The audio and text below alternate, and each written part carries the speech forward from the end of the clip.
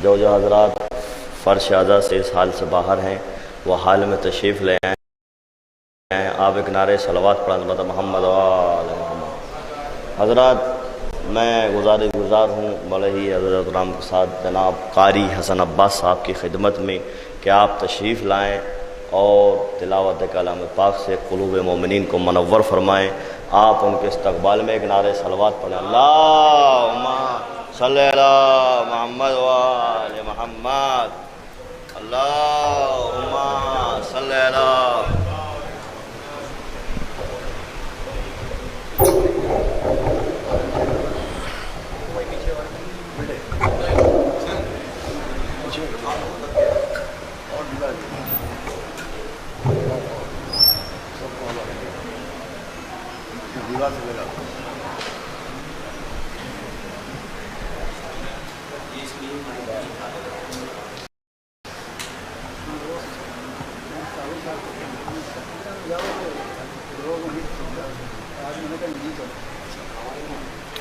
بآواز بلند نعرے صلوات.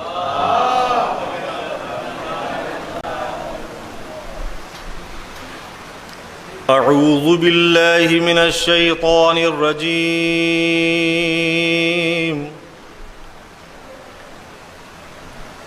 بسم اللہ الرحمن الرحیم.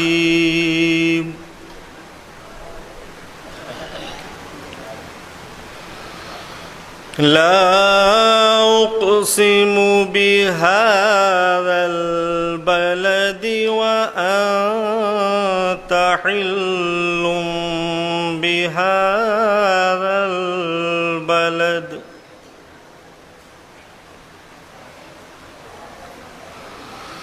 ووالد وما ولد لقد خلقنا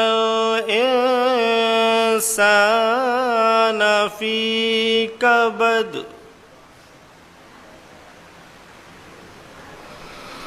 أيحسب أن لن يقدر عليه أحد يقول أهلكت مالا لبدا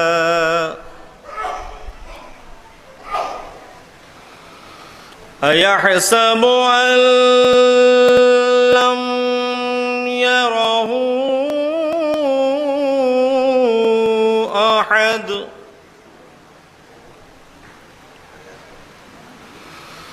ألم نجعل له عينين ولسانا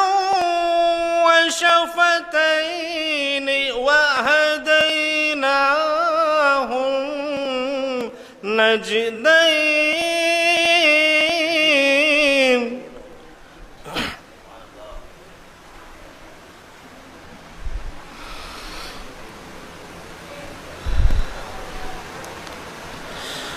فلاقتحم العقبة وما أدراك ما العقبة فك رقبة أو إطعام في يوم ذي مسغبة يتيما ومقربة يتيما ومقربة أو مسكينا ذا متربة ثم كان من الذين آمنوا وتواصوا بالصبر وتواصوا بالمرحمة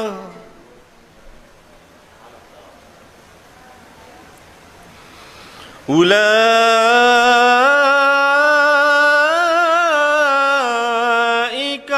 أصحاب الميمنة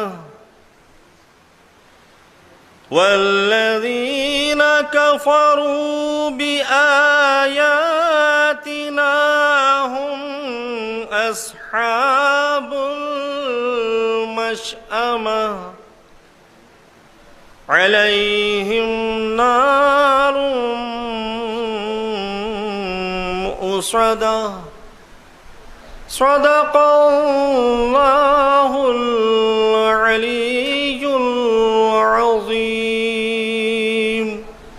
وصدق رسوله النبي الكريم اللهم صل على محمد وآل محمد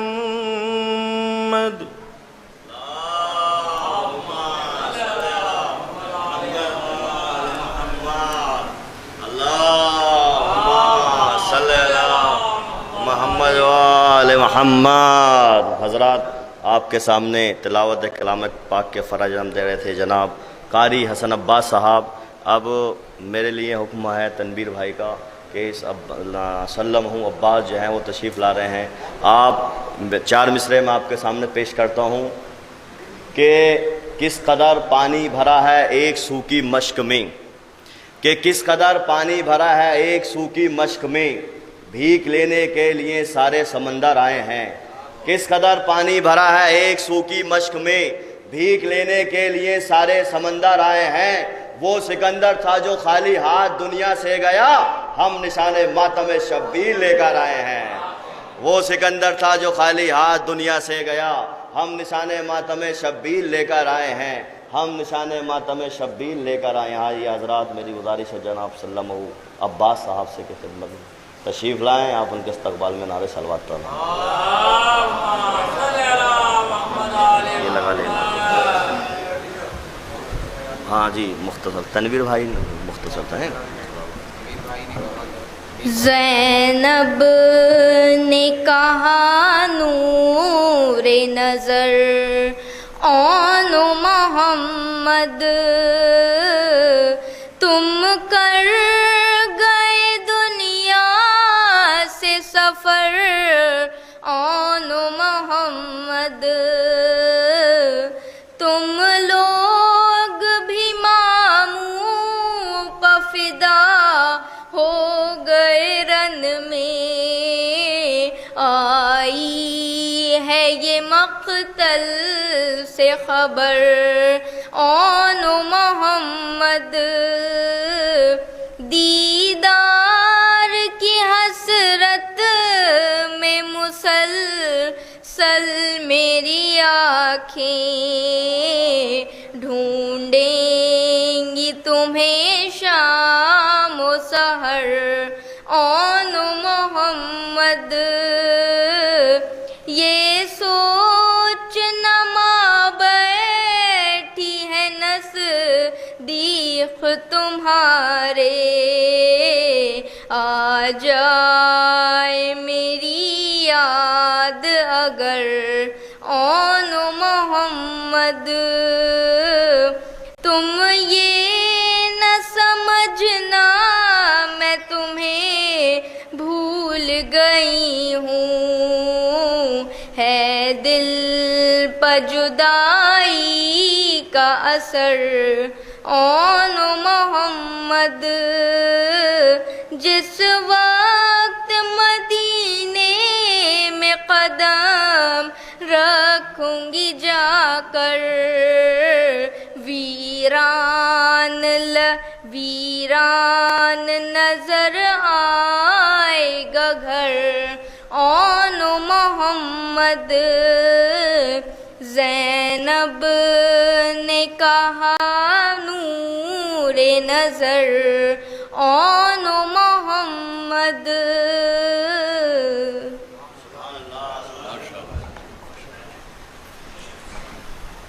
نعرے صلوات. آئیے حضرات اب میں بڑے ہی ادب و احترام کے ساتھ گزاروں سرکار امیر العلماء حضرت آیت اللہ حمید الحسن صاحب کی خدمت میں کہ آپ رونق افروز ممبر ہو رہے ہیں. آپ ان کے استقبال میں نعرے صلوات پڑھیں محمد وان.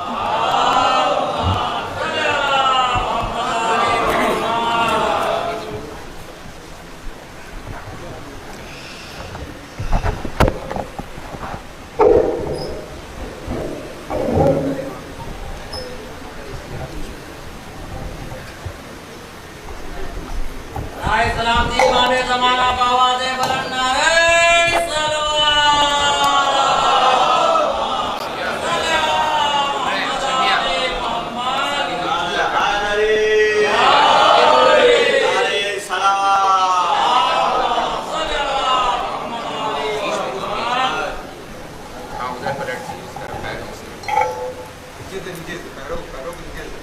یہیں پر رکھیے.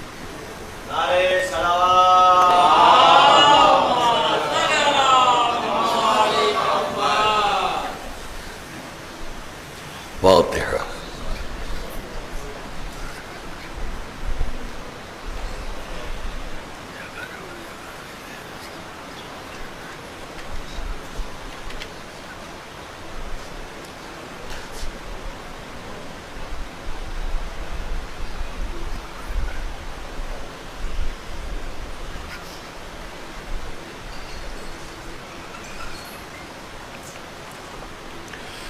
اعوذ باللہ السمیع العلیم من الشیطان اللعین الرجیم. بسم اللہ الرحمن الرحیم. الحمد للہ رب العالمین والصلاة والسلام علی النبی الامی المکی المدنی القرشی التہامی الصادق الامین الذی ختم به النبیین وارسلہ رحمتا للعالمین البشیر المسدد والنذیر المؤید والسید الممجد بالقاسم محمد وإلى بيته الطيبين الطاهرين المعصومين المظلومين الذين أذهب الله عنهم الرجس وطهرهم تطهيرا. ورحمة الله على أعدائهم وقتلتهم أجمعين من الأولين والآخرين. أما بعد فقد قال الله سبحانه في كتابه المبين وقوله الحق. بسم الله الرحمن الرحيم. فاذكروني أذكركم واشكروا لي ولا تكفرون. صلوات الله. عزیزان گرامی، آج کی اس سے 5ویں تقریر میں آپ کے سامنے قرآن کریم اہل بیت اطہار علیہ السلام اور مختلف مذاہب. کیا یہاں سے پنکھا ہٹا دیا گیا؟ پنکھا یہاں سے ہٹا دیا گیا. اور محمد وآل محمد صلی اللہ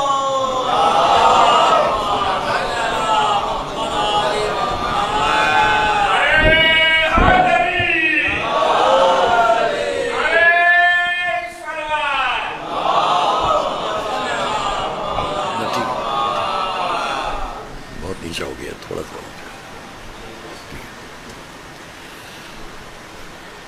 مختلف مذاہب پر بات. میں نے پہلے دن سے کہہ دیا کہ عرض کیا آپ کی خدمت میں بھی، جب ہم مختلف مذاہب کا عنوان سامنے رکھتے ہیں تو مراد مذاہب کے درمیان تقابل نہیں ہے، ڈیبیٹس نہیں ہے. تھوڑا اس کو اونچا کرو تب ہوا یہاں تک آئے. ڈیبیٹس نہیں ہے کہ ہم مناظرہ کر رہے ہیں، تقابل کر رہے ہیں. ہمارے ملک میں سارے مذاہب، تمام مذاہب موجود ہیں. میں نے ایک مرتبہ جب حج سے واپس آیا تھا تو ایک منظر میں نے وہاں دیکھا تھا مکہ معظمہ میں، اور اس منظر کو دیکھ کر میں نے ایک اثر لیا تھا. وہ میں نے یہاں مضامین میں بھی لکھا اور تقریروں میں بھی کہا تھا. وہ آپ سے بھی کہہ دوں. یہ غالباً سن 80 یا 82 کی بات ہے. 43 سال پہلے بھی میرا ذہن انہی چیزوں پر بیان کرنے کے لیے تھا، اور اس سے پہلے بھی جب ہم بہت کم سنی میں اس مدرسے میں بھی پڑھتے تھے اور مدرسۃ الواعظین میں بھی پڑھنے جاتے تھے. یہ اپنے مجمع کے سامنے سادی سادی باتیں اس لیے ہیں کہ بہت سے بچوں کے ذہنوں تک ایک بات پہنچ جائے. مدرسۃ الواعظین میں ہمارے استاد تھے جناب مولانا ابن حسن صاحب قلعہ نو نہروی علی اللہ مقامہ، دنیا نام جانتی ہے ان کا. اور میرے والد تاج العلماء مولانا سید زکی صاحب قبلہ، کہ جن کو اعظم علماء نجف اشرف کے بقی اجازے حاصل رہے. وہ شاگرد تھے اس وقت کے ساری دنیا شیعت کے سب سے محترم ہستی تھی آیت اللہ العظمى المرحوم سید ابو الحسن اصفہانی. نام ان کا پوری دنیا میں تھا بحیثیت ایک مقدس ترین مراجع میں مرجع. اور مجھے یہ شرف ہے کہ میں نے انہی کی زانو پر بیٹھ کے پہلا سبق بسم اللہ الرحمن الرحیم کا پڑھا تھا، جو مجھے یاد ہے ابھی تک کہ ان کا چہرہ، اور شاید پوری ہماری دنیا میں اکیلا ہوں میں کہ جو آغا اصفہانی کے بارے میں بات کروں. میرے تمام مراجع نجف میں ہوں، قم میں ہوں، وہ جب اس کو سنیں گے تو انہیں ضرور اچھا لگے گا کہ ابھی اس روئے زمین پر ایک ایسا شخص ہے جس نے آغا اصفہانی کو خود دیکھا اور وہ یاد ہیں اب تک. ایک صلوات محمد علیہ. وہ بھی کوئی اور نہیں، آغا سید ابو الحسن اصفہانی. جب آغا بروجردی کا انتقال ہوا آیت اللہ العظمى المرحوم، وہ بھی عالم وقت تھے بہت بڑے. آسی امامباڑے میں تعزیتی جلسہ ہوا تھا، اور اس تعزیتی جلسے میں ہمارے برادر مرحوم مولانا کلب صادق صاحب قبلہ کے والد مرحوم عمدۃ العلماء مولانا سید کلب حسین صاحب قبلہ اس جلسے کی صدارت کر رہے تھے. اس کی تفصیلات اس وقت کے سرفراز اخبار میں شائع ہوئی ہے. اس کو اپنی تقریر میں فرما رہے ہیں، جن کو لکھنؤ مولانا کبن صاحب قبلہ کے ہم لوگ جانتے ہیں، وہ آیت اللہ العظمى مولانا سید کلب حسین صاحب، مولانا کلب عابد صاحب قبلہ کے والد، مولانا کلب صادق صاحب کے والد. اس جلسے میں انہوں نے یہ فرمایا تھا کہ عالمیت مطلقہ دو موقعوں پر ہمیں دکھلائی دی. ایک اس وقت کہ عالمیت تقسیم تھی، آغا ابو الحسن اصفہانی اور میرے پردادا کا نام لیا سرکار نبی الملت کے درمیان. اور جب نبی الملت کا انتقال ہو گیا تو عالمیت مطلقہ اب آغا اکیلے پھر وہ عالم مانے جانے لگے. ویسے انہوں نے فرمایا کہ آغا بروجردی سید حسین بروجردی رحمۃ اللہ علیہ عالم وقت مرجع دینی اعلیٰ، ان کی جب ان کا انتقال ہوا تو وہی تعزیتی جلسہ تھا. انہوں نے کہا کہ اس وقت بھی عالمیت تقسیم تھی آغا سید حسین بروجردی اور آغا سید محسن الحکیم کے درمیان. اور آیت اللہ العظمى المرحوم سید حسین بروجردی کے انتقال کے ساتھ یہ عالمیت منتقل ہو گئی اب صرف حضرت آیت اللہ العظمى مرحوم سید محسن الحکیم کی طرف. تو یہ عالمیت مطلقہ دو موقعوں پر دکھائی دی، یا آغا سید ابو الحسن اصفہانی اور یا آغا سید محسن الحکیم. یہ میں نے اس پر کہا کہ اس وقت ہمیں والد مرحوم نجف اشرف میں تھے، ہم بھی ان کے ساتھ بچوں میں. تو پہلی بار جب بسم اللہ پڑھانے کی نوبت آئی تو ہم کو لے جایا گیا صحن حرم. ظہر کا وقت تھا اور آغا اصفہانی نے اپنی گود میں مجھے بٹھایا. والد صاحب اکیلے بیٹھے ہیں، سامنے مجمع جا چکا ہے ظہرین کی نماز والا. دونوں میں کچھ گفتگو ہو رہی، وہ مجھے اب تک پورا منظر یاد ہے، اس لیے کہ بہت دیر دونوں میں بات ہوئی. اور وہ جب ان کی داڑھی میرے چہرے پہ آ جاتی تھی تو میں اس کو ہٹا کے ان کا منہ دیکھتا تھا. تو اس لیے اور یاد ہے کہ وہ ہر دفعہ میرے سر پر ہاتھ رکھ دیتے تھے. کافی دیر کے بعد قرآن سامنے رکھا گیا، مجھ سے بسم اللہ پڑھوائی گئی. واپسی میں والد صاحب نے پوچھا تم نے بسم اللہ پڑھی، میں تمہیں کچھ انعام دینا چاہتا ہوں، بتاؤ کیا انعام لوگے. آپ سب کو ہنسی آئے گی. میں نے ہر طرف دیکھا، سامنے ایک بقال کی دکان تھی، وہاں بڑی بڑی مولیاں رکھی تھیں. میں نے کہا یہ مل جائے. تو دو مولیاں ہم کو دے دی گئیں، بڑی بڑی خرید کے. وہ ہم دونوں ہاتھوں میں یوں لے کر چل رہے تھے جیسے رائفلیں ہمارے ہاتھ میں. یہ ہمارا پہلا انعام تھا. مولوی صاحب کے لیے مولی بہت اچھی چیز تھی. صلوات محمد علیہ.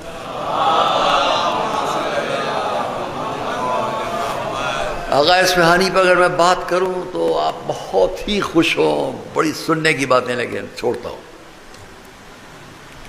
واقعات ان کے تقدس کے ایسے ہیں کہ آپ کہ عرفانی کیفیت آپ میں آئے، لیکن اسے چھوڑتا ہوں۔ ہمارے سامنے ایک دور گزرتا رہا نجف اشرف کا بھی اور اس زندگی کا بھی۔ مسل وائزین میں جاتے تھے پڑھنے کے لیے، بات جہاں سے شروع کی ہے، لائبریری میں ہم ان کتابوں کو ڈھونڈتے تھے کہ جو ہمارے ذوق کے مطابق ہوں۔ تعلیم کے بعد اس دور کے ہمارے ہمدرس نازمیہ، لکھنؤ یونیورسٹی، علی گڑھ، الہ آباد بورڈ اور جگہوں پر، خود سلطان المدارس میں، اب مسل الوائزین میں، شیعہ عربی کالج میں، کہاں کہاں، خود نجف اشرف میں ایک صف تھی پوری ان چاہنے والوں، ماننے والوں، دوستوں کی، احباب کی جو ہمارے ساتھ ساتھ تھے۔ ایک ایک کر کے سب جا چکے۔ لکھنؤ کی حد میں اکیلا آپ کے سامنے ہوں، اور عجیب سا لگتا ہے کہ میں اکیلا ہوں۔ ہاں، اکیلا نہیں ہوں، آپ سب ساتھ میں ہیں۔ صلوات محمد علیہ۔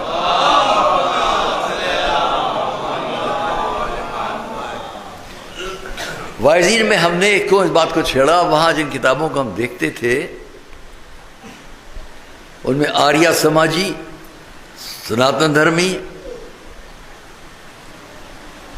اسی طریقے سے بابی اور بہائی، قادیانیت، ان چیزوں پر ہم پڑھتے تھے، مضامین لکھتے تھے۔ بہت سے مضامین مسل الوائزین کی لائبریری میں، وہاں سے اور جگہوں منتقل ہو گئے۔ لیکن ایک بات جس کا میں اس وقت اثر لیتا تھا، وہ آج آپ سے کہہ رہا ہوں اپنے حضرات علماء جہاں تک میری آواز جائے، اگر آپ بھی دیکھیں گے ان رسالوں کو جو سناتن دھرمی، آریہ سماجی لوگوں کی طرف سے ہیں یا ان کے مقابلے میں، وقت نہیں اس کا کہ میں ان باتوں کو مجلس کے حساب سے باتیں کرنا ہے، چند باتیں، چند لفظ ہیں۔ اس وقت جب میں انہیں پڑھتا تھا تو اس کے اندر وید، چاروں وید کے اندر کیا کیا ہے، آج میں یہ کہوں گا میں بالکل مطمئن نہیں ہوا ان تمام کتابوں سے جن میں مناظرانہ انداز میں یہ لکھا جاتا تھا کہ آریہ سماجی یہ بات غلط، سناتن دھرمی وہ بات غلط، اور آپ کی رگ وید اور یجر وید اور ان سب میں یہ ہے اور وہ ہے، اتھرو وید یہ ہے۔ خالی 4 وید پڑھنے سے نہیں ہوگا جب تک کہ ہم بھوش پران بھی نہ دیکھیں۔ بھوش پران کوئی چھوٹی موٹی سی چیز نہیں ہے۔ میرا مجمع سمجھے، آپ بھارت میں رہتے ہیں، ہندوستان میں رہتے ہیں، آپ مختلف مذاہب کے لوگوں کے درمیان ہیں۔ تو میں نے اسی لیے کہا کہ جب میں حج کے موقع پر تھا تو وہاں میں گزر رہا ہوں موٹر سے، مکہ معظمہ کے کنارے کنارے سڑکوں پر میں نے دیکھا جو کوکا کولا اور مختلف ڈرنکس سے جو کولڈ ہیں وہ پی کر جو ڈالے گئے تھے ڈبے، اور تو ان پر سے موٹریں گزرتی تھیں، بالکل ٹیلا بن جاتا تھا، اس ٹیلے پر سے موٹریں گزر رہی تھیں۔ بہت خوبصورت خوبصورت ڈبے جس میں کسی میں کوک رہا ہوگا، کسی کوئی اور انار کا شربت اور فلاں۔ میں دیکھتا تھا کہ یہ ڈبے یہاں سے وہاں تک، جیسے اس حال کی چوڑان ہے، یہاں تک پھیلے پڑے میں اس پر سے گاڑی جا رہی ہے، موٹر جا رہی ہے ہماری، وہ سب پیچھے ہو رہے ہیں، دب رہے ہیں موٹر سے۔ غور کیجیے آپ جو میں کہنے جا رہا ہوں۔ وہاں میں یہ سوچتا تھا کہ میرے بھارت کے اندر اگر یہ ڈبے ہوتے تو ان کا مصرف کچھ نہ کچھ نکل آتا، کیونکہ ہمارے ملک میں ہم نے دیکھا تھا کہ اس وقت گرامفون چلتے تھے، یاد ہے نا گرامفون کی پلیٹس جو پہ ایک سوئی گھومتی تھی۔ میں نے کبھی آپ سے بیان کیا ہے کہ میں امریکہ میں تھا، وہاں ایک حیدر بھائی ہمارے دوستوں میں تھے، ان کا میں بہت کم سن تھا، کلکتے میں رہتا تھا، والد کے ساتھ نماز عید پڑھنے جا رہا تھا، وہ گرامفون کی سوئی اٹک گئی تو اس میں پڑھا جا رہا تھا، پڑھنے والا پڑھ رہا تھا کہ شوق سے مسجد کی طرف جاتے ہیں نمازی، مسجد کی طرف شوق سے جاتے ہیں نمازی، مسجد کی طرف شوق سے جاتے ہیں نمازی، وہ اٹک گئی سوئی تو وہ جاتے پر رک گئی، تو وہ بار بار ہوتا جاتے جاتے جاتے جاتے، وہ ختم ہی نہیں ہوتا تھا. تو انہوں نے کہا، میں نے اپنے والد سے کہا کتنا دور ہے مسجد کا فاصلہ، یہ جا ہی نہیں سکتے. کہ شوق سے مسجد کی طرف شوق سے جاتے نا. تو ہم یہ کہہ رہے وہ زمانہ گرام فون ان سب چیزوں کا بھی ہوتا تھا. یہاں جب وہ پلیٹ خراب ہو جاتی تھی، میں مختلف گھروں میں جب جاتا تھا چھوٹا سا دیکھتا تھا کہ گھر کی بچیوں نے ان کو پینٹنگ کر کے دیوار پر لگا دیا ہے. اس زمانے میں یہ جو سوڈا واٹر وغیرہ ہوتا تھا تو اس کی شیشوں کے اوپر گولی ہوتی تھی جس کو کنچا کہتے تھے شاید. اس کو کبھی انگوٹھے دب کے یوں ماریے تو وہ اندر چلی جاتی تھی جب آپ پی لیے. اب وہ نہیں ہوتے شاید، اس وقت ہوتے تھے. وہ گولیاں جو ہوتی تھیں وہ بھی گھروں میں جب مل جاتی تھی لوگوں کو تو ہم نے دیکھا لوگ اس کے شیشے کی پلیٹ پر سجا کے تاج محل بنا لیتے. تو میں نے وہاں خیال کیا میرے گھر، میرے ملک کے اندر پھینک دی جانے والی گولیاں، پھینک دی جانے والی پلیٹیں، پھینک دی جانے والی چیزیں، ان سب کو بھی گھر کی بچیاں سجا سجو کے کچھ بنا لیتی ہیں. اور یہاں یہ ڈبے اس طرح کچلے جا رہے ہیں گاڑی کے اندر. جو کہنا چاہتا ہوں توجہ کیجیے گا. ہمارے ذہن میں وہاں یہ آئی بات کہ جو چیزیں یہاں بیکار پڑی ہوئی ہیں اور برباد ہو رہی ہیں، ہمارے ملک میں ان کا بھی کام نکل آتا. اور جب میں یہاں آیا تو آنے کے بعد میں نے خیال کیا جس ملک میں بیکار چیزوں کو بھی کارآمد بنا لیا جاتا ہے، توجہ کیجیے گا، ہمارے ملک میں بیکار چیزوں کو بھی، ٹوٹی ہوئی گراموفون کی پلیٹ، کوئی اور خراب چیز، اس کو بھی بنا لیں گے، سجا لیں گے. بیکار چیزوں کو بھی مصرف میں لے آتے ہیں. اور ہمارے ملک میں دنیا کے تمام مذاہب جمع ہیں جن سے قیمتی کوئی شے نہیں ہے. نہیں متوجہ ہوئے آپ؟ جو ملک بیکار چیزوں سے اپنا کام نکال لیتا ہے اس کا جتنی کارآمد شے کہ تمام مذاہب موجود ہے پھر بھی اس سے ہم کام نہیں نکال رہے. کام کیا نکالیں؟ مذاہب کا مقصد ہے انسانیت کو پھیلانا، محبتوں کو آرائش کرنا. ہم اسی کو بھلا چکے ہیں. مذہب تو بیکار پڑے ہیں. بیکار کی چیزیں کارآمد ہو گئی ہیں اور کارآمد چیز بیکار ہو گئی ہے. صلوات محمد علیہ یہ حال. جتنا غور کیجیے کم ہے، عبرت کی چیز ہے. وہاں جو کتابیں میں نے پڑھی ان میں جو اعتراضات، ایک کے دوسرے پر میں ان بزرگوں پر اعتراض تو نہیں کروں گا لیکن میری سمجھ میں باتیں نہیں آئی. بچہ تھا، آج بھی میں کہہ رہا ہوں. اس لیے کہ جن چیزوں پر اس کو اعتراضات کی نظر سے دیکھا گیا ان باتوں کو اگر غور کرے تو ہر مذہب والا دوسرے مذہب والے پہ اعتراض کر لے گا اور اسی پیمانے پہ اعتراض کرے گا. یہاں ممبر کا تقاضا نہیں ہے کہ میں ان چیزوں کو بیان کروں.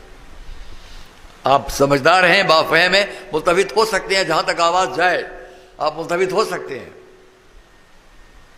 کہ جن باتوں کو قابل اعتراض قرار دیا جاتا ہے ایک مذہب کی طرف سے دوسرے مذہب پر، وہ صرف مناظرہ ہے، صرف نیچا دکھانا ہے دوسرے کو. ہم آپ کو نیچا دکھائیں، آپ ہم کو نیچا دکھائیں. اس کا نتیجہ یہ ہوا کہ مذاہب کی بنیاد جس محبت کو پیش کرتی تھی وہ معاندانہ انداز میں سامنے آ گئی، مخالفت کے انداز میں سامنے آ گئی. جس کو اس بات کو اور سمجھنا ہو وہ کبھی میرے پاس بیٹھ جائیے، میں بتا دوں گا کہ کیا چیزیں ایسی جو دوسرے آپ پر آپ ان پر کہتے ہیں. اس حساب سے آئیے. ابھی آج کل ملک میں ایک بہت بڑا ہنگامہ چلا، اشارتاً کہوں گا بات، اس پر میں نے اپنے بیانات دیے، سارے اخبارات میں گئے، سوشل میڈیا پر ہر جگہ ہمارے بیانات گئے. ہم نہیں متفق ہیں اور اس پر میں ابھی ایک اور جگہ مجلس میں کہہ چکا ہوں. رضاذان حسین میں دوسری طرف آپ کے ذہن کو لے جاؤ، صلوات پڑھیں محمد علیہ.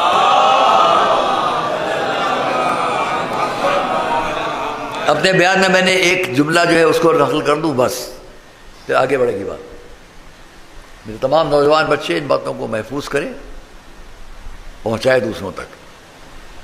جب آپ ایک مذہب والے دوسرے مذہب والے کی کسی بزرگ ہستی کو اپنی تنقید کا نشانہ بناتے ہیں تو میرا ایک جملہ ہے، اس کو یاد رکھیے گا. دنیا کے تمام مذاہب کے بڑے نام اپنے دو رخ رکھتے ہیں.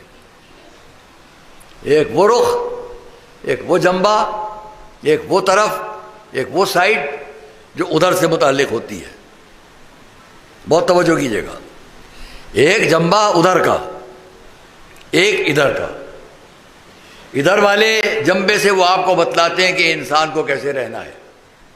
ادھر والے جنبے سے وہ یہ سمجھاتے ہیں کہ ہماری بات کا یقین کرو، اس لیے کہ ہم وہاں سے آئے ہیں تمہارے درمیان. تمام مذاہب کے بڑے بڑے نام جو ہیں وہ ان دو رخ سے آپ کے سامنے ہوتے ہیں. ہم ان کے ایک رخ کو دیکھ کر جب اعتراض کریں تو یاد رکھیں کہ ہم دوسرے رخ کو فراموش کر چکے ہیں. صلوات محمد و آل محمد.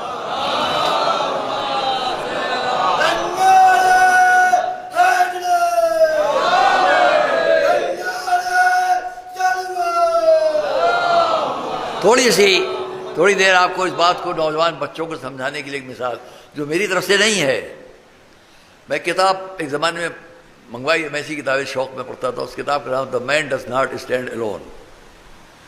انگلش میں ہے وہ کتاب، انسان اکیلا نہیں کھڑا رہ سکتا. اس کے اندر بہت سی چیزیں ہیں. اس میں ایک بات سب کی سمجھ میں آ جائے گی. بات فرض کیجئے یہ مائک نہیں ہے، یہ میرے سامنے مائک نہیں ہے، یہ دوربین ہے.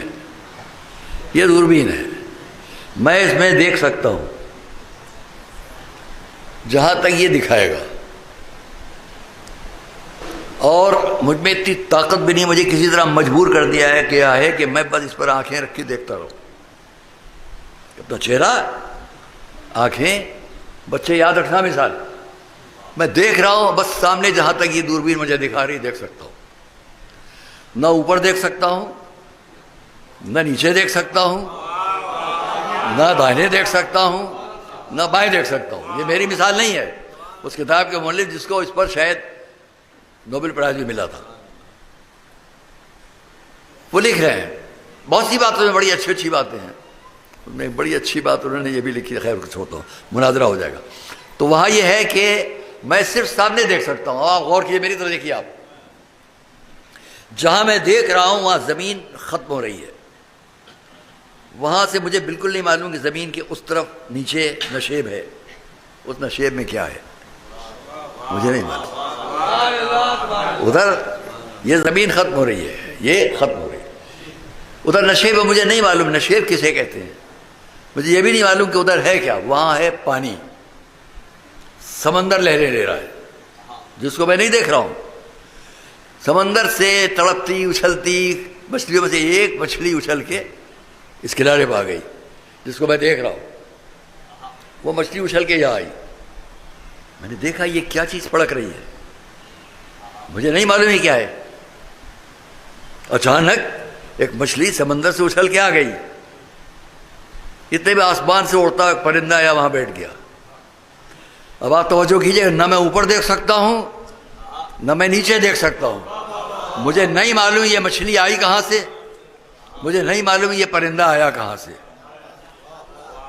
جیسے ہی وہ پرندہ اڑا وہ مچھلی تڑپ کر گئی پانی میں. مجھ سے پوچھا گیا کیا دیکھا؟ میں نے کہا ایک پرندہ سامنے وجود میں آیا تھا، ختم ہو گیا. ایک مچھلی سامنے وجود میں آئی تھی، معدوم ہو گئی، ختم ہو گئی. وہ بھی ختم ہو گیا، یہ بھی ختم ہو گیا. کیونکہ نہ میں اوپر دیکھ سکتا ہوں جبکہ اوپر اڑ رہا ہے، وہ پانی میں تیر رہی ہے، لیکن میں نہیں دیکھ سکتا. تو میں نے کہا وہ بھی معدوم ہو گئی، یہ بھی معدوم ہو گیا، یہ بھی مٹ گیا، یہ بھی مٹ گئی. میرے قریب ایک صاحب کھڑے ہوئے تھے جو اوپر بھی دیکھ سکتے تھے نیچے بھی دیکھ سکتے تھے. انہوں نے کہا نہیں آپ غلط سمجھ رہے ہیں، پرندہ اڑ رہا ہے، مچھلی پانی میں تیر رہی ہے. صلوات محمد و آل محمد.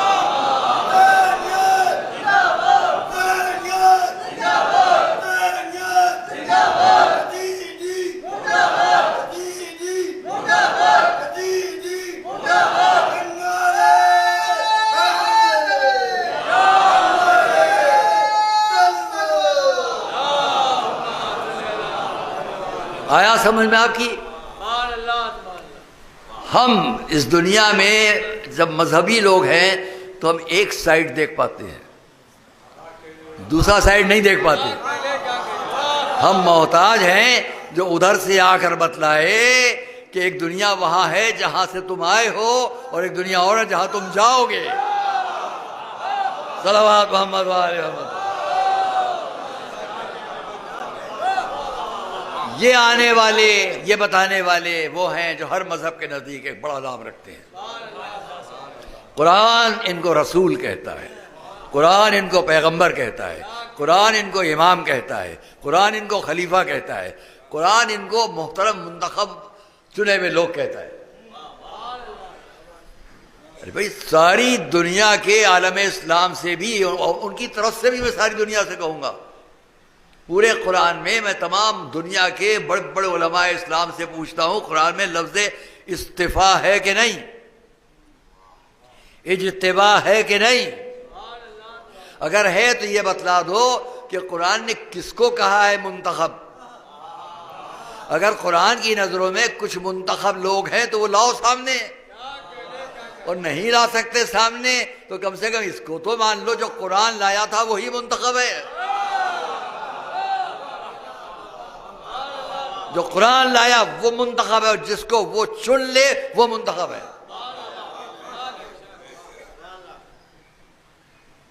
اس کا ثبوت قرآن کریم میں ہاتھ میں لے کر سامنے رکھ کر اس کے آیات کو پڑھتا جہاں تک آپ کے ذہن کو لایا ہوں. 4 تقریروں میں، آج یہ 5ویں تقریر. کیا ہو رہا ہے؟ جب قرآن کریم نے حضرت آدم سے لے کے حضرت نوح سے لے کے حضرت ابراہیم، اس تیسرے موڑ سے میں آپ کو آگے تک لایا تھا مگر بہت جلدی، تو وہاں پر پوچھتا ہوں حضرت ابراہیم، دعائیں ہیں، بہت سی دعائیں، سب چھوڑتا ہوں کیونکہ مجھ سے میرے ایک دوست نے کہا آپ آیتیں بہت پڑھتے ہیں، تو میں نے آیتیں کم کر دی ہیں. آیتیں پڑھنا کم کر دی ہیں کیونکہ لوگ کہتے ہیں آیتیں اس لیے زیادہ پڑھتا ہوں تاکہ بہت سے لوگوں کو اطمینان ہو جائے کہ بھائی آیت سے حوالہ دے کے پڑھ لو. اب یہ الگ بات ہے کہ کون لوگ صرف قرآن کی آیات کو مانتے ہیں، ہم کچھ اور بھی آیتیں مانتے ہیں. اگر بات پہنچی ہو تو بلند آواز سے صلوات پڑھے گا.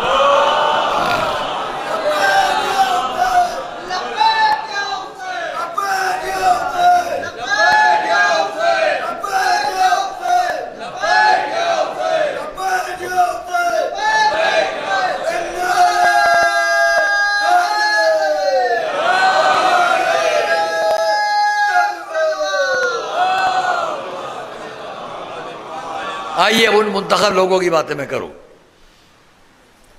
جو اعتراض کریں حضرت ابراہیم کی زندگی، حضور کی زندگی، تو آپ نے تاریخ میں ان کا ایک رخ پڑھ لیا، لہذا آپ نے اعتراض کر دیا. وہ اعتراض یہاں بیان کروں تو اس کے جواب دینے کے لیے بھی آپ کو مطمئن کرنے کے لیے بہت لمبا وقت چاہیے، لہذا میں اس کو چھوڑتے اتنا ہی کہوں گا کہ آج کے دور میں بھی کسی نے اعتراض کر دیا. کیوں کیا؟ آپس کی گفتگو ہے ان کی. آپ پیغمبر کو مانتے ہیں، اپنے حضور کو مانتے ہیں، ان کے ساتھ یہ کیا ہے وہ کیا ہے. اس لیے یہ سوال سامنے آتا ہے کہ آپ نے ان کے اس رخ کو دیکھا جس کو ہم جیسے خطاکاروں نے لکھا. نہیں سمجھ میں آئی بات؟ ہم جیسے گناہگاروں نے ان کا رخ لکھا، وہ آپ نے پڑھا، اور ان کی گود میں پلنے والے معصوموں نے جو ان کا رخ پیش کیا. صلوات محمد و آل محمد.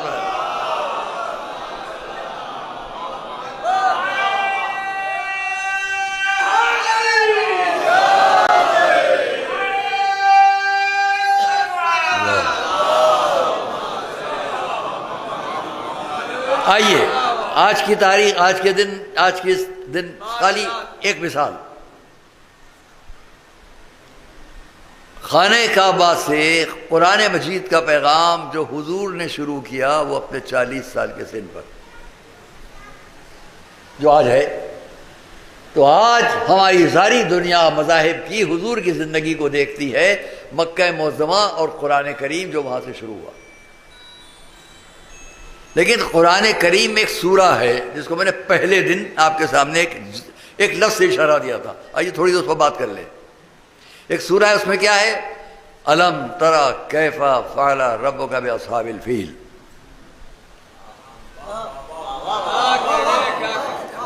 یہ اس نے اپنے رسول سے کہا کیا تم نے نہیں دیکھا کہ ہم نے ہاتھی والوں کے ساتھ کیسا سلوک کیا؟ جب یہ سورہ اس بات کو یاد دلا رہا ہے، ہاتھی والوں کی بات، اسی سن جیسے میں اس وقت سے آپ سے بات کر رہا ہوں، آج کیا ہے؟ 5 محرم 1444 ہجری، 5 محرم 1444 ہجری، 4 محرم تو نہیں ہے، 6 محرم تو نہیں ہے۔ ویسے ہی جب وہ واقعہ پیش آ رہا ہے ہاتھی والوں کا، جسے قرآن یاد دلا رہا ہے، اس وقت 2 باتیں پیش آ رہی ہیں، ایک ہاتھی والوں کا واقعہ، دوسرے جو قرآن 40 سال بعد پیش کرے گا اس کا دنیا میں آنا۔ دونوں باتیں ایک ہی سال میں ہو رہی ہیں، ہمارے حضور کی ولادت اور ابرہہ کا آنا، دونوں ایک ہی سن میں ہیں۔ جب ایک سن میں ہے تو قرآن تو 40 سال بعد آئے گا۔ اب 40 سال بعد جب قرآن آئے گا تو آپ قرآن کو سامنے رکھ کر یا رسول کی 40 سال بعد کی زندگی سے لے کر اس کے بھی بعد کی 23 سال کی زندگی کو سامنے رکھ کر بہت کچھ باتیں کریں گے لوگ۔ بھئی مکہ کے 13 سال میں رسول نے یہ کیا کیا، مدینہ کے 10 سال کی زندگی میں یہ کیا ہوا، تو یہ 23 سال آپ کو دکھائی دے رہے ہیں۔ اور 63 سال کی زندگی میں شروع کے 40 سال وہ کہاں ہیں؟ ان 40 سال میں بھی سب سے پہلا سن کیا ہے؟ اس وقت یہ قرآن ظاہری طور پر نہیں ہے، سمجھنے کی بات ہے، جہاں تک میری آواز ریکارڈ ہو کے جائے، بہت توجہ یہاں سے کیجئے۔ قرآن دنیا میں اس طرح پیش کرنے سے 40 سال پہلے حضور ہیں، اور ایک بڑا بادشاہ مکے پر آ رہا ہے حملہ کرنے، اس کے ساتھ 60 سے بھی زیادہ اوپر ہاتھی ہیں،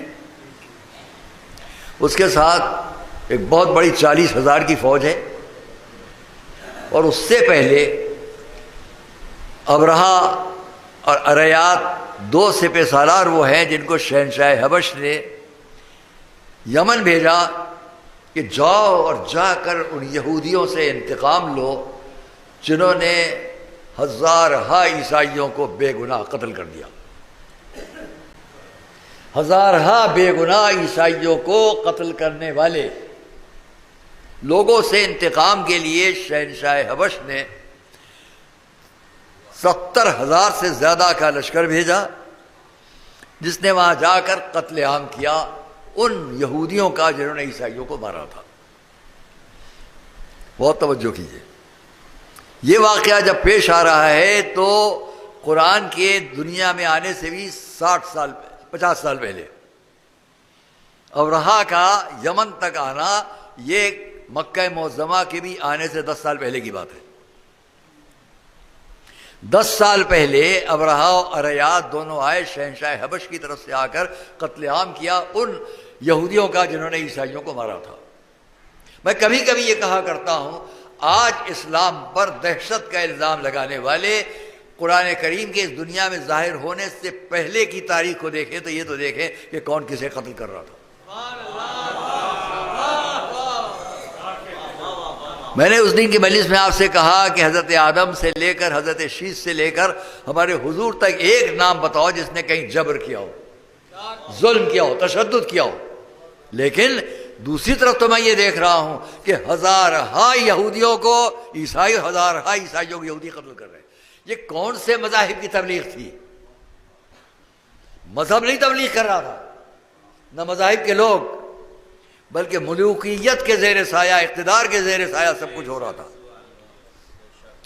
وہی ابرہہ وہ تھا جس نے اریات کو بھی قتل کیا، الف رے یہ الف تو ہے، اریات کو بھی قتل کیا، اور اس کے بعد اس نے تنہا اپنی بادشاہت کا اعلان کر دیا اور اب آیا مکے کی طرف 40,000 کی فوج لے کر کہ ہم خانہ کعبہ کو اٹھا دیں گے۔ اور اس نے شہنشاہ حبش کو خط لکھا کہ آپ اس میں کچھ نہ کہیے گا، ہم چاہتے ہیں کہ ہم نے جو کلیسا، جس کو القلیس، القلیس، القلیس مختلف ناموں سے یاد کیا جاتا تھا، یہ جو ہم نے بنایا ہے نجران میں، جو ہم نے وہاں بنایا ہے یمن میں، اس کو مرکزی عبادت گاہ کی حیثیت رہے، اور جو مرکزی عبادت گاہ کی حیثیت خانہ کعبہ کو ختم ہو جائے۔ اسے ختم کرنے کے لیے اور اس کو بنا کر مرکزی عبادت گاہ بنانے کے لیے اس نے حملہ کیا مکے تک۔ اب آپ توجہ کیجیے گا، یہاں بیچ میں ایک جملہ کہنے کو دل چاہتا ہے۔ اس پوری ہسٹری کو پڑھو اور پڑھ کر فیصلہ کرو۔ 72,000 سے زیادہ کا لشکر لے کر یمن پر حملہ کرنے والا، 40,000 سے زیادہ کا لشکر لے کر مکے پر حملہ کرنے والا، یہ زیادہ کامیابی کا منظر ہے یا صرف حضور کے فرمانے پر 80 انسانوں کا مکے سے نکل کر حبشہ جانا؟ دونوں کا تقابل کریں آپ۔ حضور کے ساتھ کے لوگوں میں سے حضرت جعفر ابن ابی طالب 80 آدمیوں کو لے کر حبشہ گئے، حبشہ کے لشکر نے یمن پر حملہ کیا 70,000، مکے تک آئے 40,000، یہاں سے 80 آدمی گئے۔ جو کام تمہارے بڑے لشکر نہ کر سکے تھے وہ یہ 80 کر لے گئے، جس کو ابن الوردی نے لکھا کہ اسلم النجاشی علی ید جعفر ابن ابی طالب، نجاشی جو تھا وہ حضرت جعفر کے ہاتھ پر اسلام لے آیا۔ ایک انسان نے ایک قطرہ خون بہائے بغیر بتلا دیا کہ مذہب کسے کہتے ہیں۔ صلوات محمد والے، ایک اور صلوات محمد والے۔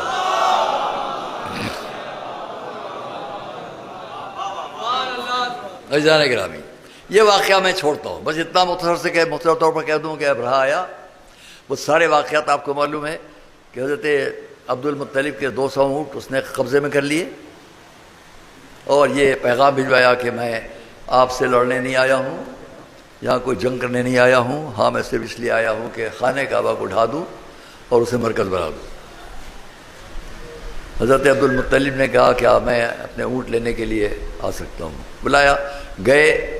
مورخین نے لکھا کہ حضرت عبد المطلب کی وجاہت دیکھ کر وہ اپنے تخت سے اترا، نیچے آیا، ان کے ساتھ زمین پر بیٹھ گیا جہاں حضرت عبد المطلب بیٹھے، اور اس کے بعد اس نے کہا تاریخ کا فقرہ سن تو سب لیتے ہیں، پڑھ سب لیتے ہیں، لیکن اس کے نتیجے میں ایک بات کہنا چاہوں گا۔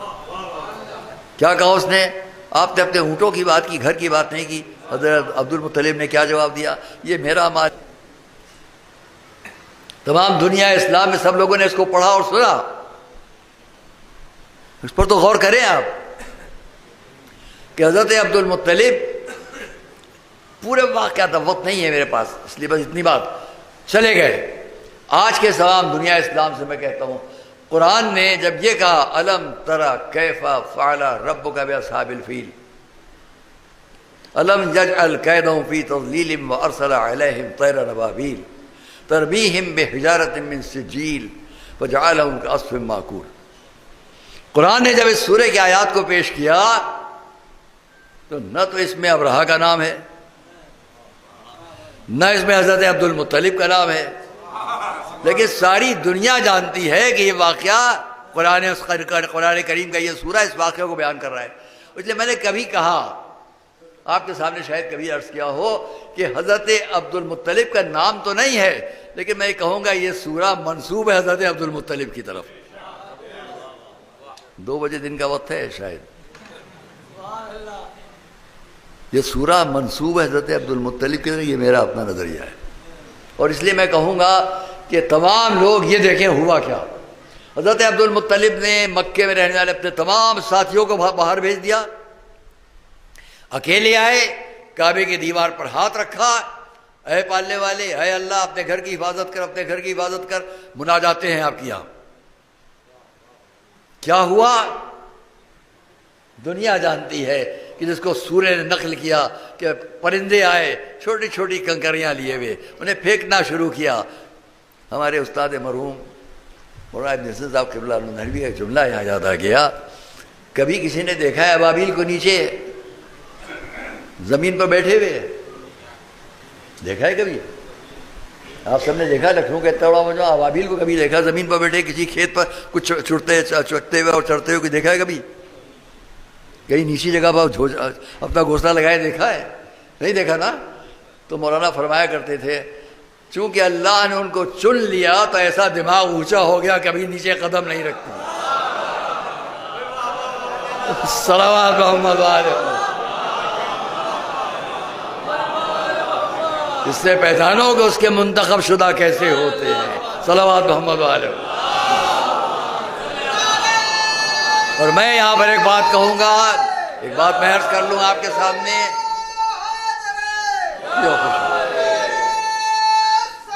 اللہ، اب یہاں میں بس بات کو آج کی حد تک تمام کر دیتا ہوں.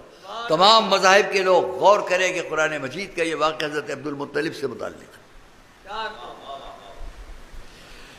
اب تو مانو کہ حضرت عبد المطلب کیسی روحانی عظمت رکھتے تھے کہ اتنی سی دعا مانگی تو کیا حشر ہوا سامنے والوں کا.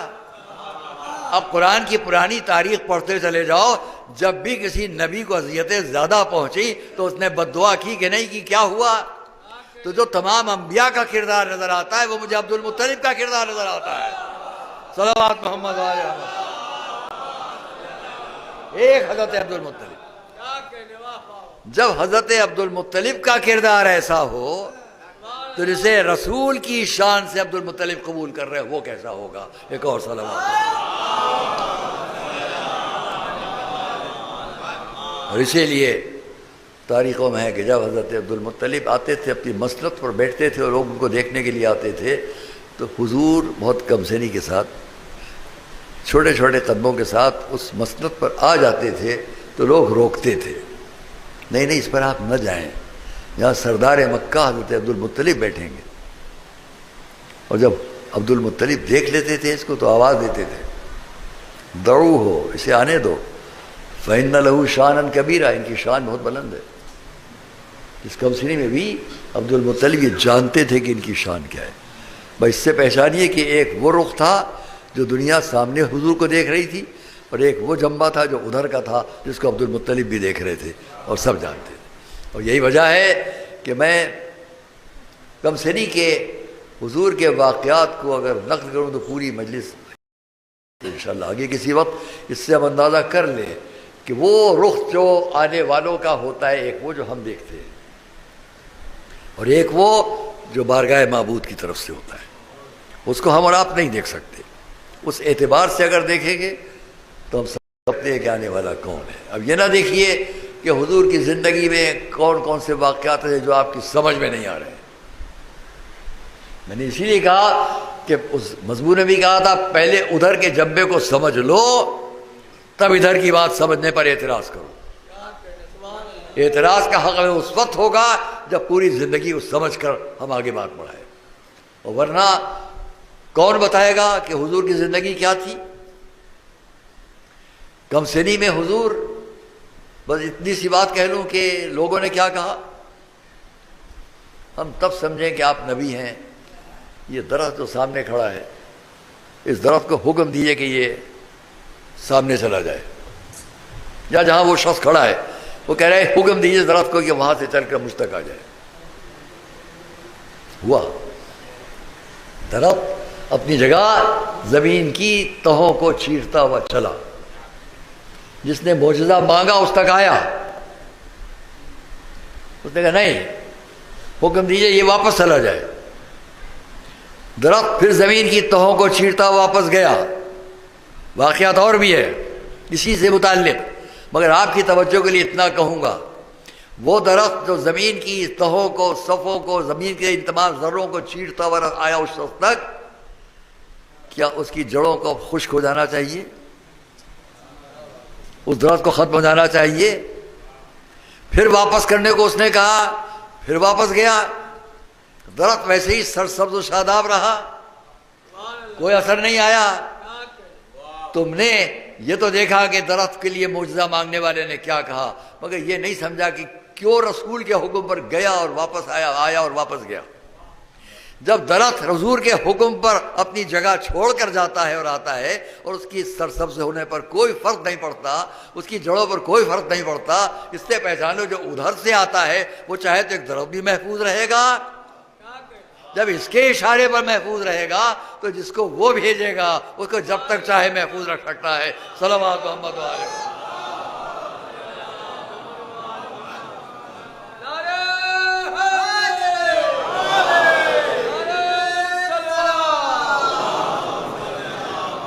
اور اس لیے عزیزان گرامی بس جو زندگی حضور کی 40 سال کی گزری، اس 40 سال کی زندگی میں کوئی ایک لمحہ، کوئی ایک وقت کوئی لا کر دکھائے جس پر آپ اعتراض کر سکو.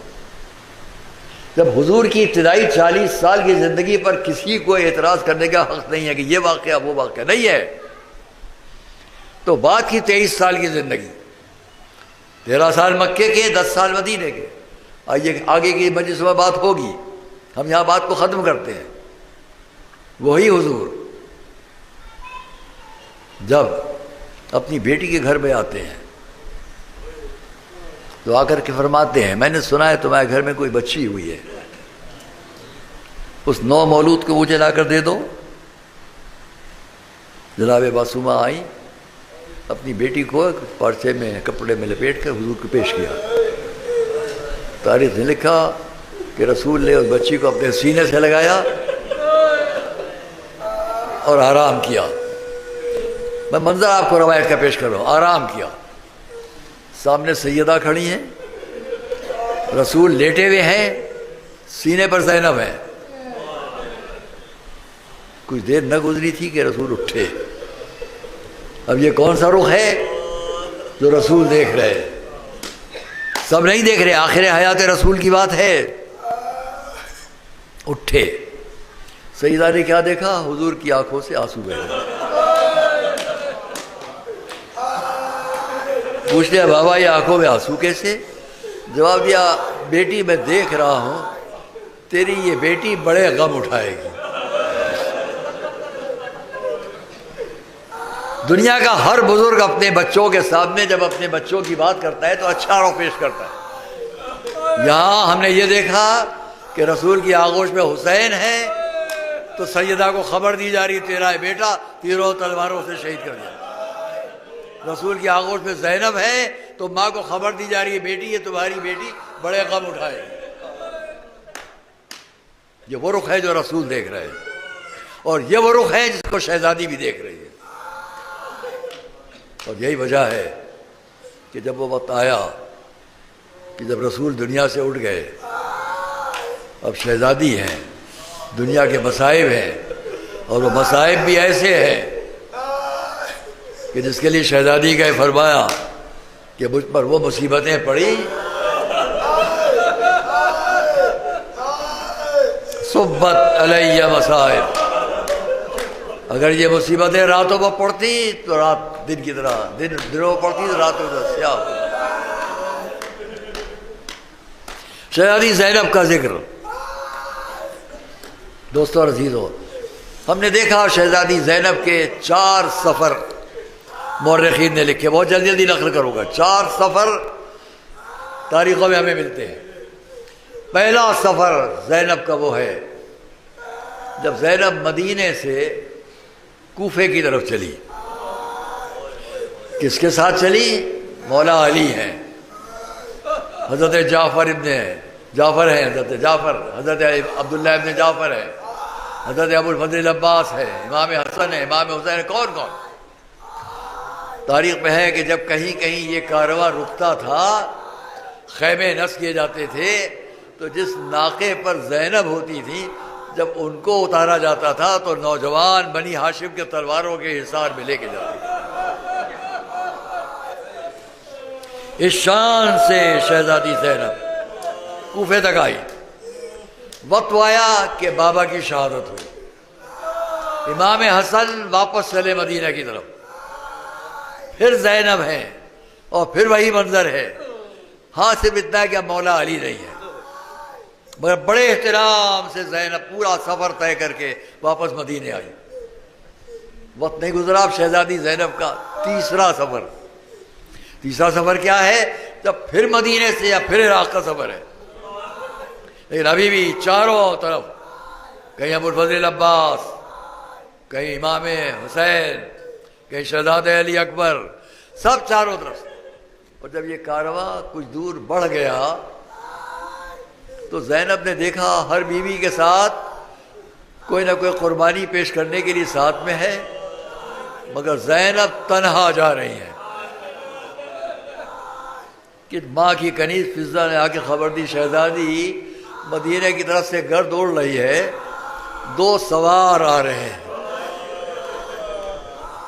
پتہ لگاؤ کون ہے۔ کچھ دیر نہ گزری تھی معلوم ہوا کہ شہزادی کی گود کے پالے ہوئے دونوں بچے۔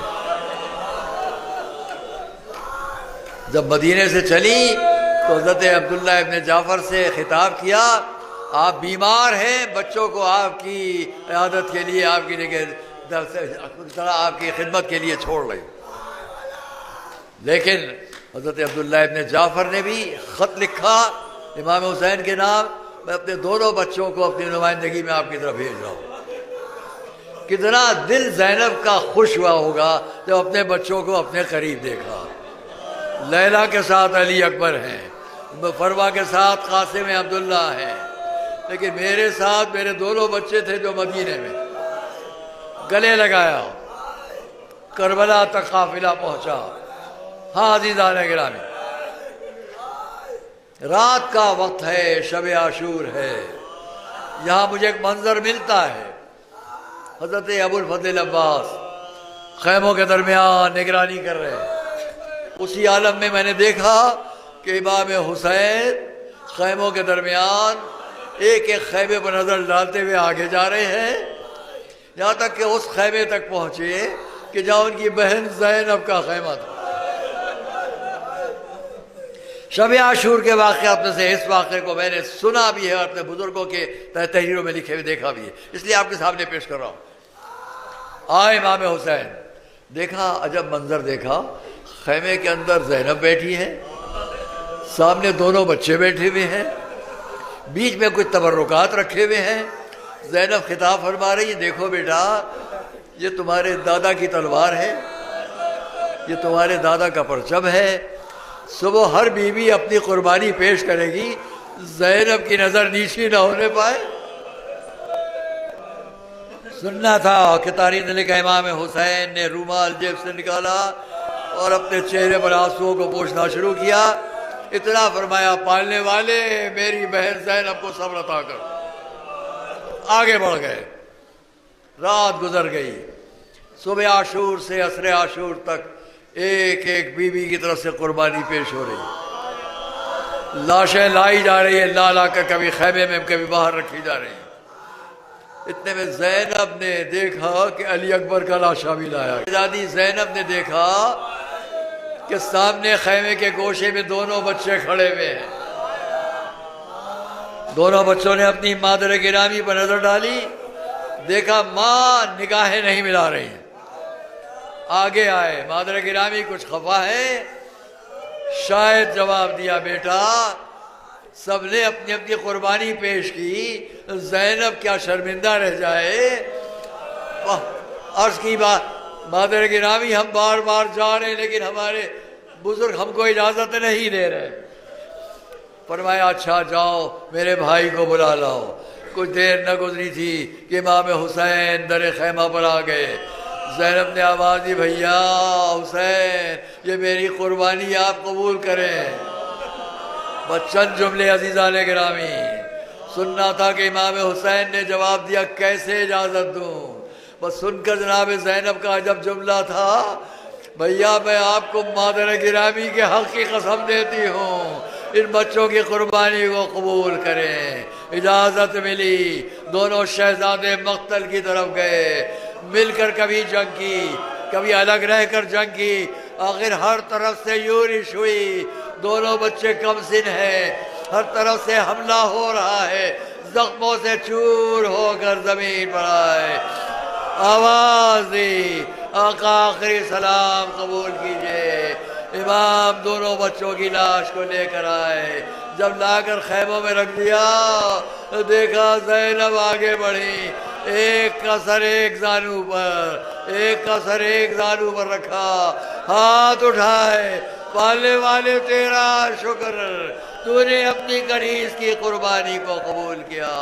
چہرہ شو دے چار منقلب رات